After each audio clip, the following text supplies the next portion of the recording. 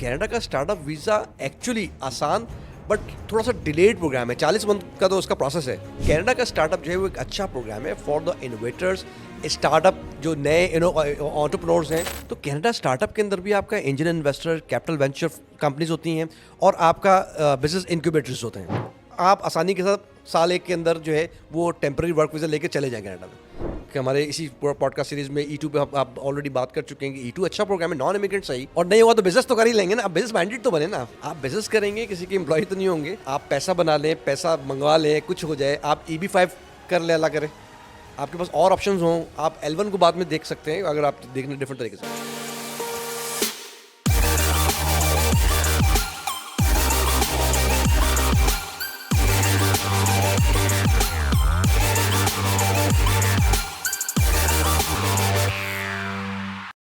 Hello and assalamu alaikum everyone. Let's welcome you all once again to our immigration talk, which is being presented to all of you by none other than Superior Consulting. So, मैं हूँ आपकी host Ikra Parvez, और if I talk about myself, so I've been hosting multiple programs on national TV programs and likewise some other local TV programs as well. And it's absolutely pleasure once again being a part of this. 5 different episode series program for Superior Consulting. So past series जितनी भी हमारी अभी तक different 4 episodes, it's the 4th one actually. अभी तक जो हमारे 3 episodes हो चुके हैं, कोशिश की है कि different topics को लेकर आएँ और जो सबसे हमारे इस वक्त emerging topics हैं उनको हम cover करें, आपके जो pressing questions हैं उनको cover करें, और तमाम जो भी information है वो आप तक लेकर आएँ, and likewise the expert advices as well. So आज भी इसी तरह से हमने कोशिश की कि अभी तक हमने उन तमाम एरियाज़ को तो कवर किया है जो कि इंडिविजुअल्स ऑप्ट कर सकते हैं मोस्ट ऑफ द टाइम। सो हमने सोचा अब थोड़ा सा उस तरफ भी जाया जाए जहाँ पे इन्वेस्टर्स, हमारे जो बिजनेसमैन हैं, where they are looking for some better options in terms of coming up with their businesses and things like that. So हमने सोचा अब उस एरिया को भी कवर किया जाए, और उसी डिफरेंट कौन से बिजनेस ऑप्शंस अवेलेबल हैं in most of the countries and in specially the destine countries, उन तमाम एरियाज़ को हम कवर करेंगे। और इस हवाले से डिस्कशन के लिए one more time I am absolutely pleasure to announce कि हमारे साथ एक और बार founder of Superior Consulting mister Adil Ismail we have. He is the man behind thousands of immigrants at the moment. So let's welcome him once again. Sir, thank you very much. Thank you for being here.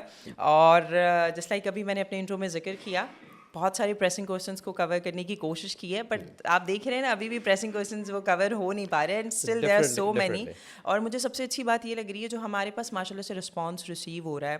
हमारे पास अभी जितने भी episodes हमने अभी तक किए हैं, and then people are like कि we want this topic now, we want this topic you people to cover, we want this area you guys want to be covered. So this is something which is an amazing response from all of them. और आज भी हम जिस topic को लेकर आए हैं वो भी हम अपने ओवरऑल जो हमारे व्यूअर्स हैं उनकी डिमांड पे, उनकी रिक्वेस्ट पे हम इस एरिया को कवर करने की कोशिश कर रहे हैं। अभी तक हमने इंडिविजुअल्स के जो की एरियाज़, की options in terms of immigration pathways कौन से अवेलेबल थे उनको कवर करने की कोशिश की है।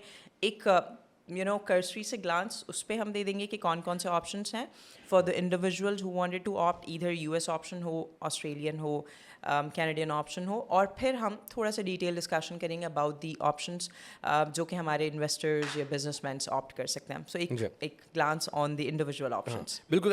एक सबसे पहले तो नाजरीन का भी और हमारे सब्सक्राइबर, आपको पता है कि हमारे 50,000 प्लस सब्सक्राइबर माशाल्लाह हो चुके हैं, इट्स अ फैमिली नाउ, और वो काफ़ी जो है वो सराहते भी हैं और देखते हैं, सुनते हैं, क्योंकि ये एक सिलसिला जो हमने शुरू किया था, शुरू में अबू बकर ने स्टार्ट किया, उनके साथ मैंने पॉडकास्ट शुरू किया, तो पीपल वर आस्किंग यार ये दोनों कौन है, तो अक्सर कोई भाई है या क्या है, तो इस मसन तो माशाल्लाह अच्छा कर रहे हैं। अब दुबई का चैप्टर वो देख रहे थे, तो वो बेसिकली एक कोशिश थी कि लोगों को छोटी छोटी सी बातें, देखिए एक होता है मुख्तलिफ, आपको पता है यूट्यूब के ऊपर, एक होता है कि इन्फॉर्म, हमारा काम जो है वो पिन पॉइंट्स के ऊपर बात करना होता है। हम ये नहीं बताएंगे एप्लीकेशन को खोलो, उसको क्लिक करो, उसको ये, तो वो एक अलग होते हैं, वो ट्यूटोरियल वीडियोस होती हैं।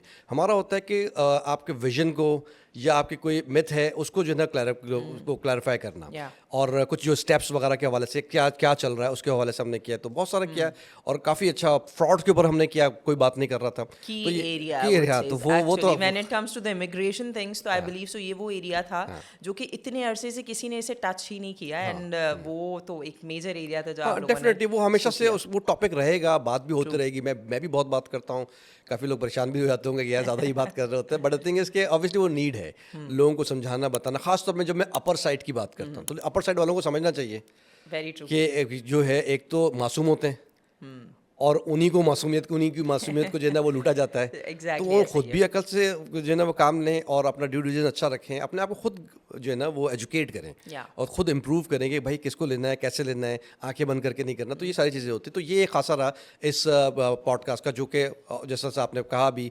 कि शुरू में जो है ना कोई भी इमिग्रेशन पॉडकास्ट नहीं कर नहीं रहा था। था, लेकिन बाद में ऑब्वियसली बहुत से लोगों ने उसको कॉपी करना चाहिए। लोग मार्केट में आते हैं तो हम तो नहीं रोक सकते किसी को, बट उन्होंने इसका किया भी। Credit to be the very first हाँ, इन द मार्केट, और credibility भी कोई नहीं लेना छीन सकता आपकी। डेफिनेटली सुपीरियर कंसल्टिंग को जाएगा, and with the credibility for sure, so there is no doubt on तो दैट। इसलिए ये अच्छे हैं कि आपने दोबारा से इसको रिवाइव किया है पॉडकास्ट, क्योंकि अब हमारा जो इतनी मसरूफियत हो जाती है, ट्रैवलिंग भी होती है, लोगों के लिए काम भी करना होता है, क्योंकि देखें हर जगह पर बार बार मैं ये बात कर रहा होता हूँ कि मैं पॉडकास्टर नहीं हूँ, मैं जो है ना वो वीलॉगर नहीं हूँ। Exactly. ठीक है ना, तो मैं एक इमिग्रेशन कंसल्टेंट हूँ जिसने Right. मुझसे मज़ीद बात करनी है, राय लेनी है और इवैल्यूएट करवाना है केस के बारे में, चीज़ों के बारे में, वो आकर कंसल्टेशन सेशन लें और अपने सवालात जो है उसके अंदर करें। तो वहाँ पर भी हम बैठ के इसी तरीके से जो है ना वो बात करेंगे और समझाएंगे।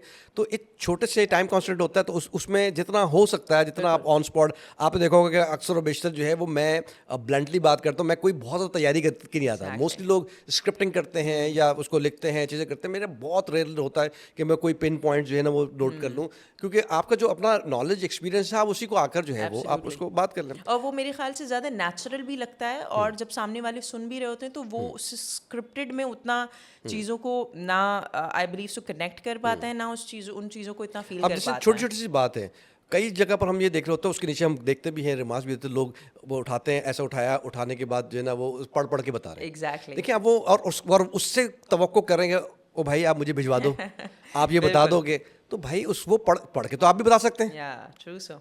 आपने समझा हुआ कितना है, आपकी प्रैक्टिस कितनी है। डॉक्टर किताब पढ़ के आप क्या दवाइयाँ देना शुरू कर देंगे लोगों को? God. आपकी प्रैक्टिस होना चाहिए, आपका एक्सपीरियंस होना चाहिए उसके अंदर, आपने कितने लोगों को मारा, कितने लोगों को जिंदा Actually, किया, तो फिर आप जो है ना अच्छा आप ऐसा एडवाइस ही कर है, सकते हैं। बिल्कुल ऐसा ही है। तो वो आपको लेना आना चाहिए, एक तो ये। प्लस ये कि अब जो दो तबकात हैं जिसका आपने जिक्र किया, स्किल्ड का, कि जिसको आप इंडिविजुअल से आप बता रहे हैं, कि वो इंडिविजुअल्स जो हैं वो उनके पास अभी भी काफ़ी ऑप्शंस हैं। गो के मुश्किल हैं। कई लोग ये सवाल कर लेते हैं कि ना बस मुझे फौरी तौर पर इमिग्रेशन चाहिए। देखें एक बात, जिस वक्त जिस दौर में हम बैठे हुए फैब 2025 के अंदर, ये नोट कर लें, कोई भी इमिग्रेशन साल 1.5 साल पहले नहीं होगी। साल से 1.5 साल से पहले कतन नहीं होगी, ये अपने जहन में रख लें। तो प्लान अकॉर्डिंगली नोट कर लें भाई, आप लोग नोट कर लें। हर दूसरा तीसरा बंदा जो आप लोगों को ये कह रहा है कि भाई बस तुम ऑफिस के दरवाजे से बाहर निकलो और तुम पहुंच जाओगे। तो ये तो है नहीं। अच्छा, सेल्स your टेक्निक्स eyes. होती हैं, सेल्स टेक्निक 6 महीने में हो जाएगा। Exactly. आगे की बात नहीं बताना, पीछे की बात नहीं बताना। फॉर एग्जाम्पल देखिए, आपके पास ऑप्शंस क्या है। ऑस्ट्रेलिया इमिग्रेशन होगा स्किल के लिए, करेक्ट, एग्जैक्टली, कैनेडियन इमिग्रेशन होगा स्किल के लिए, न्यूजीलैंड इमिग्रेशन होगा, ये पॉइंट बेस्ड सिस्टम है, करेक्ट। बैलेटिंग सिस्टम है। दुनिया का कोई कंसल्टेंट एक्सपर्ट आपको खुद से सेलेक्ट नहीं करवा सकता।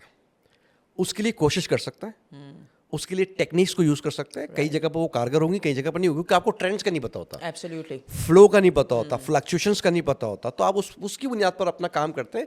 तो वो एक अच्छा इक्विपमेंट अगर किसी के पास है, वो खुद भी आप यूज़ कर सकते हैं, बैलेटिंग के अंदर आ सकते हैं। आपका जो कंसर्न का मेनली होता है कि ना आफ्टर द आईटी अच्छी तरीके से प्रेजेंट करना, ये भी एक जो मेन रोल है। तो अक्सर और बेशतर मेरे पास लोग आईटी लेने के बाद कहते हैं कि भाई आप गलती की गुंजाइश निश्चित है, तो अभी आप जो है ये वाला पार्ट आप कर लें। तो वो करते हैं, हम उसका चार्ज कर इसे लेते कहते हैं हैं। जब पूरा केस बिगड़ जाता है तो फिर होता है कि भाई अब मुझसे नहीं होगा, नाउ लेट्स। हाँ ठीक है, और अच्छी भी है। देखिए एक अकलमंदी भी है कि आप अपना पूरा इलाज नहीं करें, आखिर में कहीं गलती हो गई, नहीं ना, गलती की गुंजाइश नहीं है, तो फिर आप जो है ना वो आप किसी को दे दें, अच्छे प्रोफेशनल को जिसका प्रैक्टिस है, वो आपको अच्छी सर्विस दे देगा। तो ये ऑप्शन आपके पास है। In addition to these countries, 2-2.5 साल पहले EB2 NIW आ गया यूएस के लिए प्रोग्राम। हाईली स्किल्ड प्रोफेशनल्स के लिए अभी भी बहुत ज़्यादा चांसेस है। हमने मुख्तलिफ पॉडकास्ट में अंदर भी ये डिस्कस कर लिया Exactly. कि इसकी तरफ ज़रूर मुतवज्जो हो लो जो लोग नहीं कर रहे हैं। 1.5 से अवाम में शिफ्ट आया, चेंज आया, इनको पता चल गया कि कनाडा इमिग्रेशन के अंदर अभी 5 लाख से कोटा कट होकर 3-3.5 लाख के ऊपर आ गया। Okay. ऑनशोर को ज़्यादा करेंगे, फ्रेंच वालों को ज़्यादा करेंगे, हेल्थ केयर को वो ज़्यादा करेंगे। Right. बचे कौन? अकाउंट वाला, फाइनेंस वाला, मार्केटिंग वाला, HR वाला, इनको तो मिलना ही नहीं है मुश्किल से। जस्टिन ट्रूडो वैसे ही स्टेप डाउन कर गए। तो कैनेडियन इमिग्रेशन में बहुत ज़्यादा स्किल्ड वालों के लिए बहुत ज़्यादा चांसेस नहीं है। प्लस हमने आपने बिगाड़ इतना दिया है, हम आप जो है ना विजिटर वीज़ा पर जा जाकर जो असाइलम फाइल करते रहे, हम आप जाकर विजिटर वीज़ा के ऊपर जाली जो है ना वो जॉब्स के ऊपर काम करते रहे, वो खुद ब्लैकमेल भी होते रहे, या उनके पास अब जो क्रैकडाउन होगा तो और भी मसाइल क्रिएट होंगे। हमारी रेपुटेशन ख़राब है। आज आप टूरिस्ट वीज़ा अप्लाई करें कनाडा के, आपको नहीं मिलेगा, in most of the cases नहीं मिलेगा। खैर अनफॉर्चुनेटली बिल्कुल सही कह रहे हैं आप कि हमारे ही माशाल्लाह से ये मामलात रेपुटेशन हैं है, जिसकी वजह से ये ऑस्ट्रेलिया सब अप्लाई कुछ हुआ है। करें। मैंने एक पॉडकास्ट में कहा ना कि ना वो बड़े पॉडकास्ट है उनका, ऑस्ट्रेलिया का रिफ्यूज, उन्होंने खुद वीडियो बना के बताई हो। सही। तो क्यों इतना अच्छा प्रोफाइल है, इतना अच्छा पोर्टफोलियो, ऑस्ट्रेलिया नहीं दे रहा आपको? ऐसे बहुत सारे लोग होते हैं। सही। एक मेरे पास अभी क्लाइंट हैं, उन्होंने मुझे इनको इंक्वायरी की हुई है, मुझे उनके साथ कंसल्टेशन अभी सेशन करना है। कि उन्होंने कहा कि उनकी सिस्टर वहाँ पर है, उनको ज़रूरत है, उनको कोई मेडिकल नीड है, उन्होंने पेरेंट का फाइल किया हुआ सुपर वीज़ा, तकरीबन 10-15 महीने हो गए, कोई जवाब नहीं आ रहा। उसके ऊपर कंसल्टेशन मैंने दिया है उनको। प्लस फिर उन्होंने खुद से अप्लाई कर दिया विजिटर वीज़ा। ओके।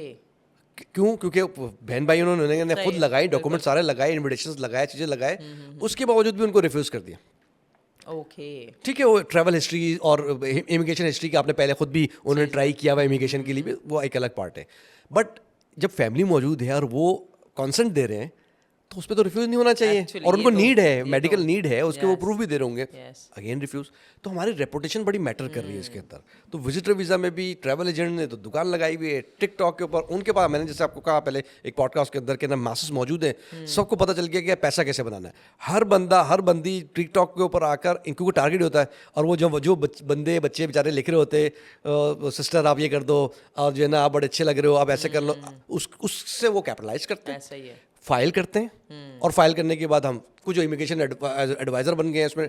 तो ट्रैवल एजेंट्स को भी चाहिए कि थोड़ा हौला हाथ रखें चीज़ों के हवाले से, बट चूंकि उनका काम है, लेट देम गो, हमें उसको एतराज़ नहीं। बट मैं चूंकि बता देता हूँ, आईना दिखाना मेरा काम होता है, कि बता देता हूँ कि ये सारी चीज़ें जो है वो होती हैं। तो स्किल्ड वालों के लिए आपके पास ये ऑप्शंस अवेलेबल हैं, क्योंकि विजिटर वीज़ा में हमारी अब दाल नहीं गल रही है, और वहाँ जाकर आप जो है ना वो स्लिप होना भी अब आपके लिए महाल है। इतना आसानी के साथ आपका स्लिप भी नहीं होंगे और आपके पास चांसेस नहीं होंगे। और आने वाले कुछ अरसे और कुछ reforms टाइम में भी होंगे। मेरे ख्याल से विजिटर वीज़ा के हालात बुरे हाँ, ही रिग्रेस हैं। प्रोसेस हो जाएगा। अब आपको जो है ना वो इतनी आसानी से चीज़ें नहीं होगी। अब देखें ना, आप मिसाल ले लें, यूएई का वीज़ा अब आपको एम्बेसी में अप्लाई करना है, सेम लाइक यूके की तरह।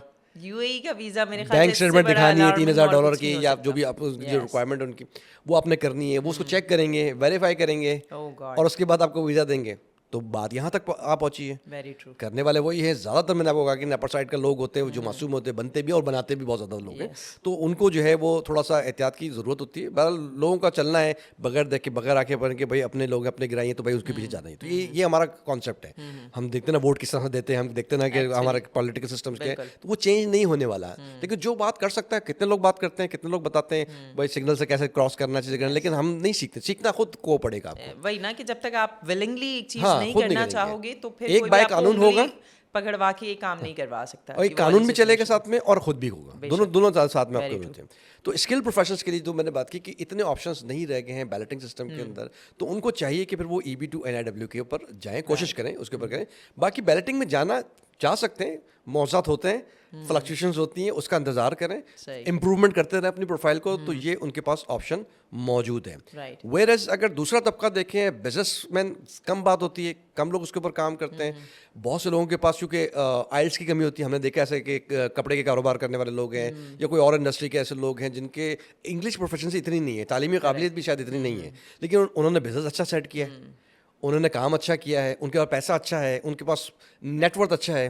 तो वो कैनेडियन इमिग्रेशन हो, वो यूएस का बिजनेस प्रोग्राम हो E2, कि हमारे इसी पॉडकास्ट सीरीज में E2 पे आप ऑलरेडी बात कर चुके हैं कि E2 अच्छा प्रोग्राम है, नॉन इमिग्रेंट सही, Absolutely. एटलीस्ट आप पेनिट्रेट तो करें यूएस के अंदर, फिर वहाँ पर हम कौम भी माशाल्लाह जुगाड़ू है, तो आपको जो है वो जुगाड़ करना तो आती है, आप कुछ ना कुछ तो कर लेंगे वहाँ पर, ऑप्शन तो निकल ही आएगा कुछ और नहीं हुआ तो बिजनेस तो कर ही लेंगे ना, आप बिजनेस माइंडेड तो बने ना। बिल्कुल बिल्कुल आप ऐसे ही। बिजनेस करेंगे, किसी के एम्प्लॉय तो नहीं होंगे, तो आप बिजनेस अच्छा करें। आप पाकिस्तान से रहकर आपके पास कम बेश $1.5-1.5 का अगर आपका बिजनेस प्लान और आपके पास है रिसोर्सेज, तो आपको E2 अप्लाई करना चाहिए। Correct. वेयर एज अगर आपके पास नहीं हो, जिन हजरात के पास, क्योंकि बहुत ज़्यादा लोगों को विजिटर वीज़ा मिला हुआ है और मिलता है US का, अच्छा सही। तो उनको ये चाहिए कि अपने विजिटर वीज़ा को अभी भी कैपिटलाइज करें। वो कोई इलीगल नहीं है, सही, वो ठीक कोई है। स्लिप होने वाला बात नहीं है। आप US के अंदर जाएं, 3 मंथ स्टे करें, क्योंकि आपको एडजस्टमेंट और स्टेटस फाइल करना पड़ेगा। वो आपने फाइल करना, और E2 कोई बिजनेस देखें, बिजनेस का प्रपोजल दें, अप्रूव करवाएं उसको पिटिशन अपनी, एंड देन काम शुरू कर दें। आपको एडजस्टमेंट ऑफ स्टेटस आपको जो है मिल जाएगा, ओके। एंड देन आप वहाँ पर करते रहे अपना काम पूरा भी। की पूरा आपका जो हाँ। एक और तरह फिर से आप वो अच्छा बिजनेस कर लें, लेट्स legal बन अज्यूम जाएगा। आप पैसा बना लें, पैसा मंगवा लें, कुछ हो जाए, आप EB5 कर लें, अल्लाह करे आपके पास और ऑप्शंस हों, आप L1 को बाद में देख सकते हैं अगर आप देखने तो ये डिफरेंट तरीके सारे हमारे पास इस वक्त जो आप EB5 L5 आप बता रहे हैं, L1 सॉरी, ये सारे हमारे पास बिजनेस ऑप्शंस हैं और based in For US US हैं, है, for for US, US for हैं। US, yeah. ओके परफेक्ट हो गया। सो अगर कोई यूएस के अलावा कोई और अदर कंट्रीज को आप कनाडा करना आप देख चाहें, सकते हैं, कनाडा है, UK आप देख सकते हैं, ऑस्ट्रेलिया बट अगेन क्वेश्चन ये होता है उससे दरकिनार कि यूके की इकोनॉमी इतनी अच्छी नहीं रह गई है, बिजनेस इतना अच्छा नहीं, बट स्टिल लोग काम तो कर रहे हैं, बिजनेस तो कर रहे हैं। अब यूके का स्टार्टअप इनोवेटर जो प्रोग्राम है, इनोवेटर फाउंडर के नाम से अब हो गया है, तो उसके ऊपर देखें। बट अगेन कोशिश ये करें कि ना उसके ऊपर आप अच्छे कंसल्टेंट से जो है वो अपना बिजनेस प्लान और बिजनेस आइडिया के ऊपर काम करें। उसमें आपकी खुद की भी जो है वो इन्वॉल्वमेंट होना चाहिए। करेक्ट। ये सवाल ना करें कंसल्टेंट तो आप इनोवेटिव आइडिया खुद दे दो, यार बिजनेस तुमने करना है, आपकी मॉनिटरिंग भी आपकी होगी, तो आप खुद मिलकर बैठकर बात करें, वो आपको तजवीज़ दे सकता है। उसके साथ आप कंसल्टेशन किस लिए कहते हैं कि आप किसी आइडिया पे आपकी स्किल्स के मुताबिक, आपके एक्सपीरियंस के मुताबिक कोई अच्छा एक स्टार्टअप, तो स्टार्टअप प्रोग्राम्स जो हैं, जैसे कनाडा के अंदर स्टार्टअप प्रोग्राम है, ठीक है ना, तो SUV जिसको कहते हैं हम, तो स्टार्टअप प्रोग्राम के अंदर होता ही है कि आप इनोवेशन, वायबिलिटी, स्केलेबिलिटी आपने देखनी है कि ये आप जो बिजनेस लाएंगे इसके अंदर इनोवेशन, वायबिलिटी और स्केलेबिलिटी है, स्केल करेगा, तो आप अप्लाई कर सकते हैं। सही। तो कनाडा का स्टार्टअप वीज़ा एक्चुअली आसान बट थोड़ा सा डिलेड प्रोग्राम है, 40 मंथ का तो उसका प्रोसेस है, ओके 40 मंथ इस वक्त टाइम लाइन के अंदर। सही। बट अगेन उसके अंदर ऑप्शन ये है कि अगर आपका कनाडा का स्टार्टअप वीज़ा प्रोसेस अगर हो रहा है, तो आप अपने ही कंपनी का जो आपने प्रोग्राम जो दिया है अपने बिजनेस का, आप टेम्पररी वर्क परमिट अप्लाई कर दें। ये गवर्नमेंट ने खुद दिया है, मेरी और आपकी बात नहीं, गवर्नमेंट ने खुद दिया कि जब आप वेट कर रहे हैं तो आप अपने एक बिजनेस को परवान चढ़ाने के लिए जो आपने प्रपोजल दिया है उसको करने के लिए आप जो है जा सकते हैं, क्योंकि आपको एंडोर्समेंट लेटर मिला हुआ है।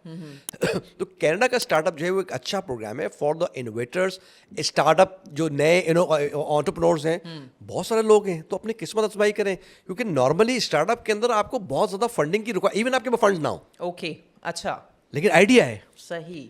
लेट्स अज्यूम मिसाल के तौर पर आप लोगों को समझाने के लिए, नॉर्मली क्योंकि बिजनेस वीजा की जब भी बात आती है तो एक चीज होती है कि भाई बिजनेस वीजा है तो you know a lot of financial backup is required for लेकिन दैट जब वीजा। स्टार्टअप की बात होती है, स्टार्टअप में काउंट होगा आपका innovative idea, okay that's an that is scalable अगर है तो वो आपके लिए काम आएगा। और उसके लिए आपको 3 बॉडीज दी हुई होती हैं मोस्टली, जैसे मैंने अगेन शार्क टैंक के अंदर आप देखते हैं वो एंजल इन्वेस्टर्स होते हैं, इन्वेस्टर्स जो इंडिविजुअली एक इन्वेस्टर होता है जो इन्वेस्ट करता है। Correct. तो कनाडा स्टार्टअप के अंदर भी आपका angel investor, capital venture companies होती हैं और आपका बिजनेस इंक्यूबेटर्स होते हैं।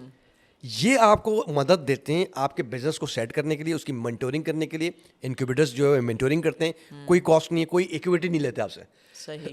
आपसे कुछ चार्ज करेंगे जो अपने प्रोग्राम्स के, वो प्रोग्राम्स चलवाते हैं। 1 साल 1.5 साल का प्रोग्राम आपने कंप्लीट करना है, 6 महीने का प्रोग्राम कंप्लीट करना है, वो आपने कर लिया, उसका इंटरव्यू हो गया, चीज़ हो गया, आपको इंडोर्समेंट लेटर मिल जाएंगे। Right. इंडोर्समेंट लेटर के ऊपर आप अपना कनाडा का स्टार्टअप वीज़ा फाइल कर देते हैं।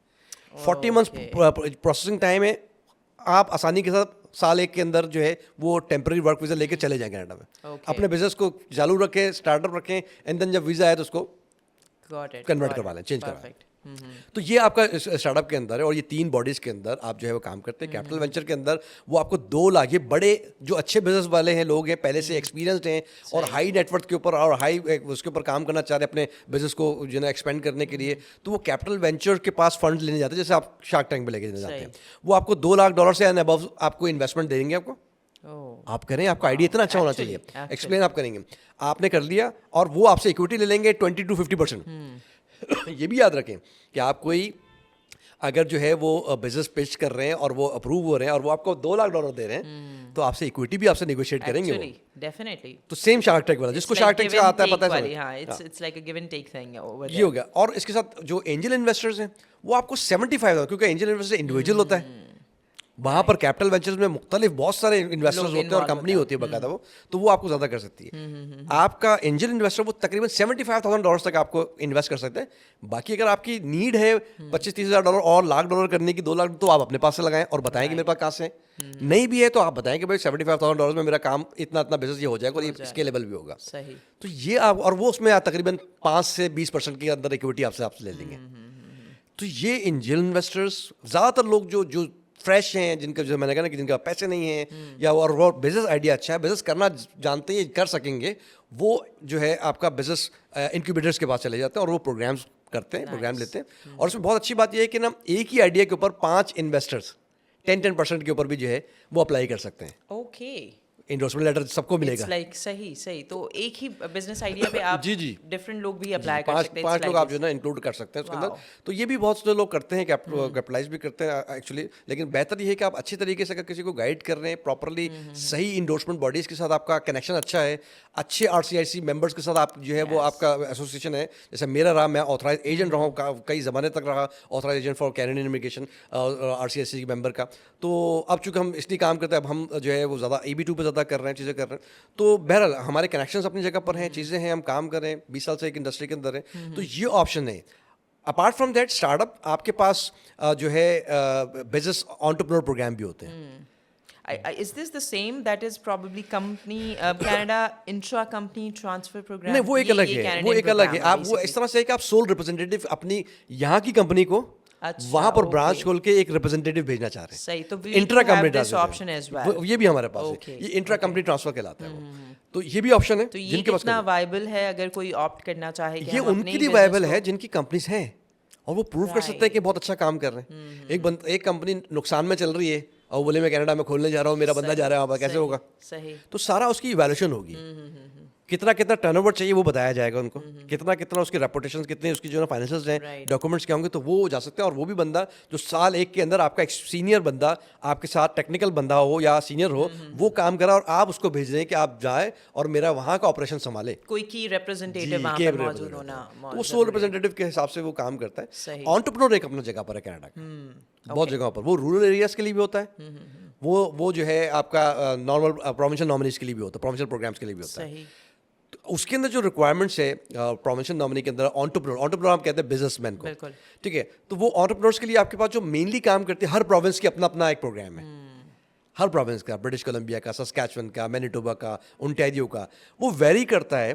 जो क्लाइंट आएगा रिक्वायरमेंट लेके, फिर हम उसको बताएंगे, वो वेरी करता है। आपके पास नेटवर्थ होना चाहिए कम से कम भी 5 लाख, $3.5 लाख से लेकर $6 लाख, $8 लाख, Okay. हर प्रोविंस का अलग अलग ठीक है। मिनिमम भी आपका जो है नेटवर्थ $3.5 लाख और $5 लाख के दरमियान होता है। ये आपका नेटवर्थ हो। नेटवर्थ मीन्स आपका लिक्विड एसेट और आपका टेंजिबल together एसेट्स हो, सारी आपकी मिसेस के साथ भी कोई जॉइंट है वो भी आप लगा सकते हैं उसके अंदर। आप अपना नेटवर्थ शो करेंगे, ये आपके पास, प्लस आपके पास सीनियर लेवल का मैनेजरियल एक्सपीरियंस या आप एंटरप्रेन्योर हो, ओके। कम से कम भी 3 साल का एक्सपीरियंस, कम से कम भी 3 साल का आपके पास जो है वो एक्सपीरियंस अगर है, तो आप ये अप्लाई, ये एलिजिबिलिटी क्राइटेरिया है। सही है। नेटवर्थ, फॉर दिस हाँ, एंटरप्रेन्योर प्रोग्राम। अगर किसी के पास नेटवर्थ है लेकिन वो सीनियर मैनेजमेंट नहीं अपनी प्रूव कर सकता या अपना एंटरप्रेन्योरशिप प्रीवियसली एक्सपीरियंस प्रूव नहीं कर सकता, तब भी उसका काम नहीं होगा।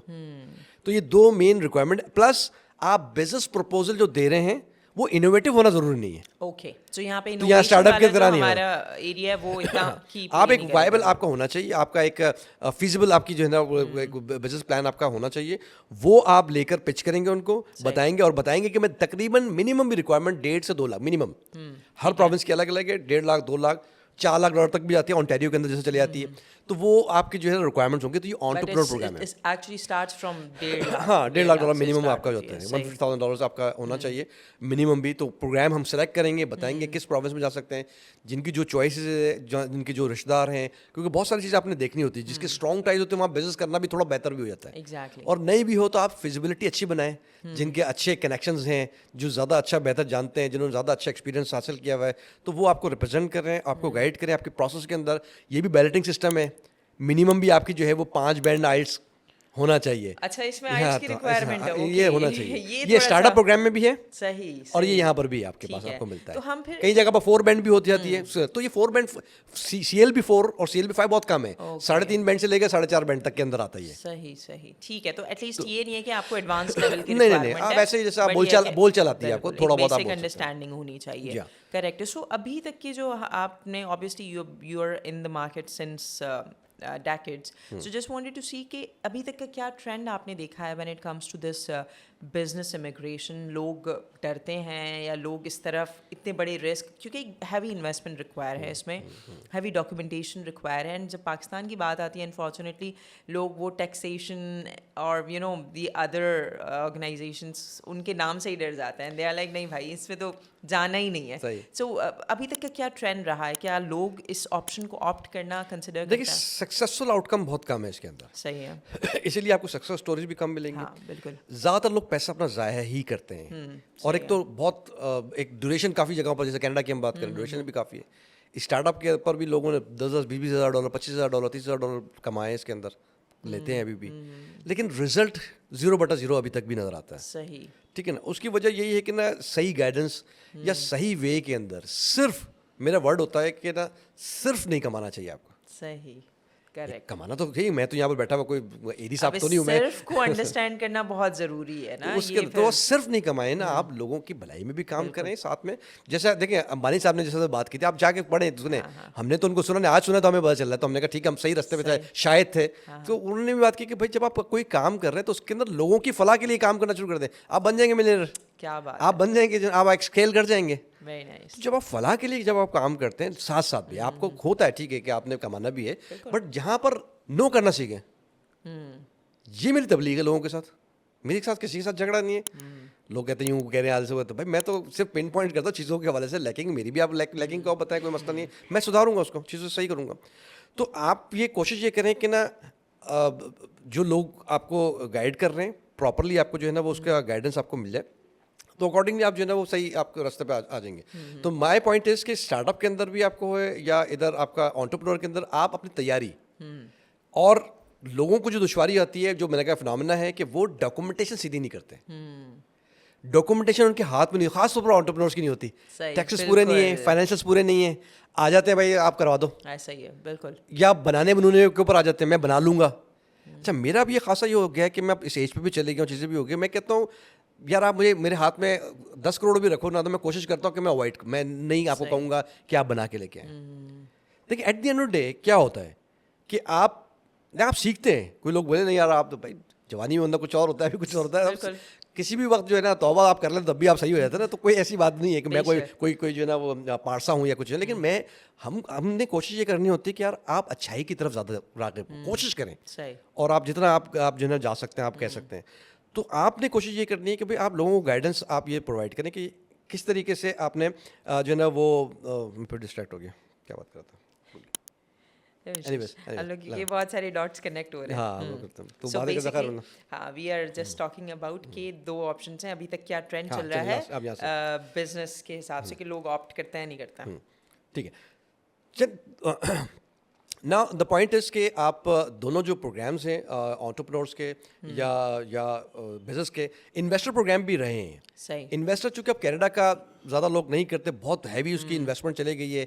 EB5 की आप बात करें तो वो $8 लाख से रीजनल एरिया में होता है, ओके। और उससे ऊपर जो है वो आपका जो है वो 1 मिलियन 1.5 बिलियन जो है आपका लग जाता है नॉर्मल मेन एरियाज़ के अंदर। तो ये इन्वेस्टमेंट बहुत बड़ी है।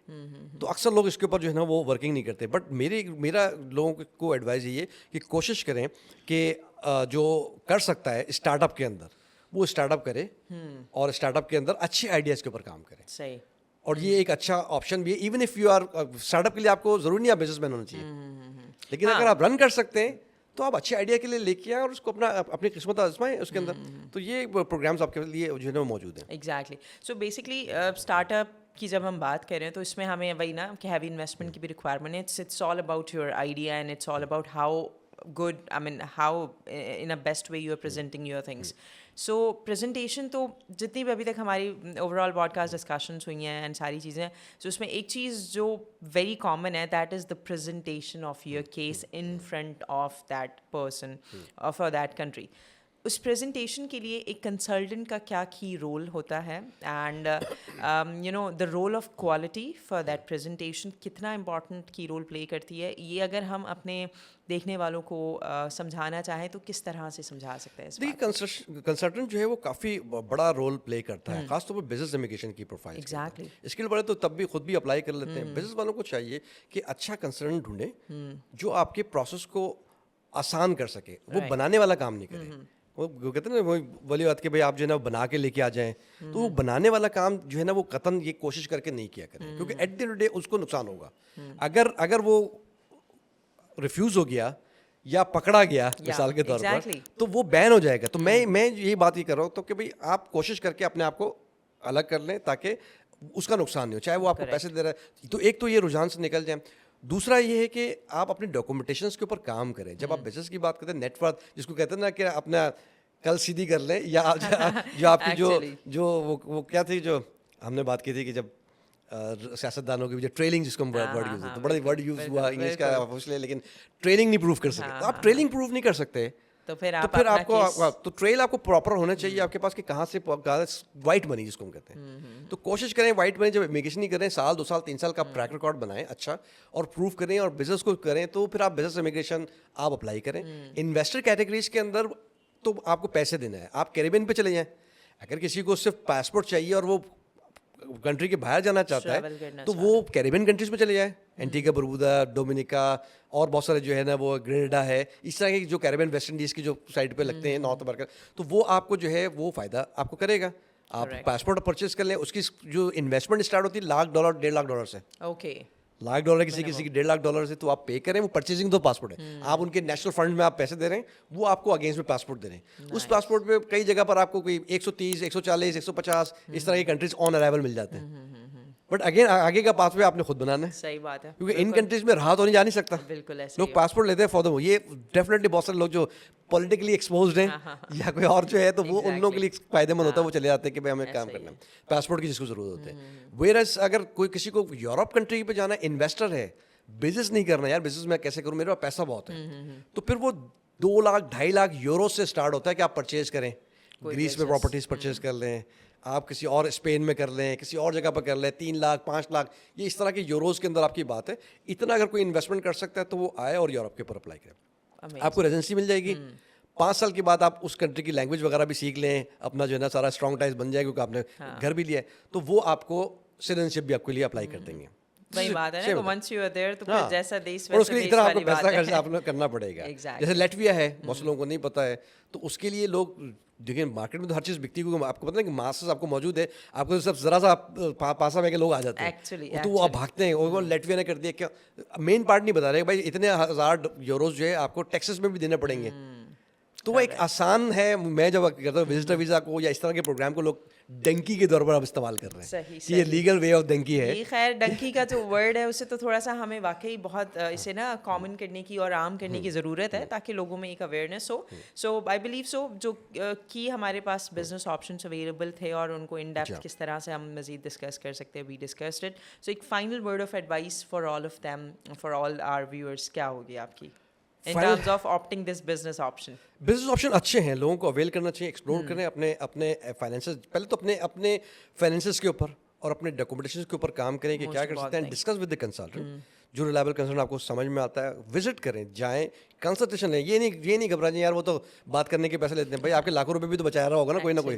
तो ज़्यादातर जो ऑथेंटिक कंसल्टेंट्स हैं उनके पास जाएं, डिस्कस करें अपने मैटर, जहाँ पर लीगली आपका हो सकता, जहाँ नहीं हो सकता तो हाथ बचा लें। बहुत से लोग कहते हैं मैं ये बना लेता हूँ, मैं ये कर लेता हूँ, उससे गुरेज करें। वैसे ही हम बहुत ज़्यादा, हमारा रेपुटेशन ख़राब है, फिर अगर आप खुदा ना खासा चले भी जाएंगे तो आप उस प्रोग्राम को फुलफिल आगे कंप्लाई नहीं कर रहे होंगे, तो अगेन आपके लिए बाद में प्रॉब्लम हो जाएगी। तो इन सब चीज़ों को देखें। कई जगह पर ठीक है हम करते रहे, हो रहा है और होते भी रहेगा, लेकिन जितना लोग कर सकते हैं, बचा सकते हैं अपने आप को, वो करें। एंटरप्रेन्योर्स प्रोग्राम है मौजूद, उनको एक्सप्लोर करें, और नहीं हो सकता तो फिर मिडल ईस्ट चले जाएं। परफेक्ट। सो मतलब कहने से मुराद ये है कि हमारे पास ऑप्शन सुपीरियर कंसल्टिंग के पास आपके लिए ना ऑल द वे अवेलेबल है, और जो भी होगा इधर इट्स ब्लैक और white, what ever it is, in between आपको कुछ नहीं बताया जाएगा, इधर मिडल ईस्ट का ऑप्शन हो या हमारे हाँ, पास मिडिल ईस्ट में भी दुबई है, जैसे आप कंपनी अपनी फ्रीलांस की खोल सकते हैं, Absolutely. कम कॉस्ट में भी खोल सकते हैं, एटलीस्ट स्टेप आउट तो करें ना पाकिस्तान से। अगर आपने जानना है बाहर की दुनिया कैसी चीजें कैसी, वो देखें और फिर वहां से और मजीद आगे अपने पाथवेज बनाएं। Perfect हो गया, perfect हो गया. Thank you very much, sir, once again for being your expert advice based on your past experience of decades, I must say, and definitely is the most experienced immigration consultant at the moment in the whole immigration की overall अगर हम market की बात करें. So thank you very much, sir, once again for being with us, and all of you also thank you for being with us and for watching this whole episode. So I hope so कि ये चीज़ तो clear हो गई है कि हमारे पास इस वक्त बिजनेस इमिग्रेशन के ऑप्शंस बिल्कुल अवेलेबल हैं. You just have to dig it out के एग्जैक्टली कौन से ऑप्शंस अवेलेबल हैं, which are the most viable option. So बिला वजह आप ऐसे ऑप्शंस में ख़ुद से ना कूदें. इट्स बेटर कि किसी एक्सपर्ट एडवाइस को कंसल्ट करें, एंड खैर किसी क्या डेफिनेटली सुपीरियर कंसल्टिंग को कंसल्ट करें, ताकि आपको एक बेटर ऑप्शन जो आपकी फैमिली का फ्यूचर ब्राइट कर सकती है उसको ऑप्ट करें. एंड डेफिनेटली सुपीरियर कंसल्टिंग के doors all the way are open for you people. So you guys can just reach superior consulting accordingly. जो डिटेल्स हैं वो इस वक्त हमारी स्क्रीन पे मौजूद हैं. So just don't forget to get in touch with us. Thank you very much once again. Take care.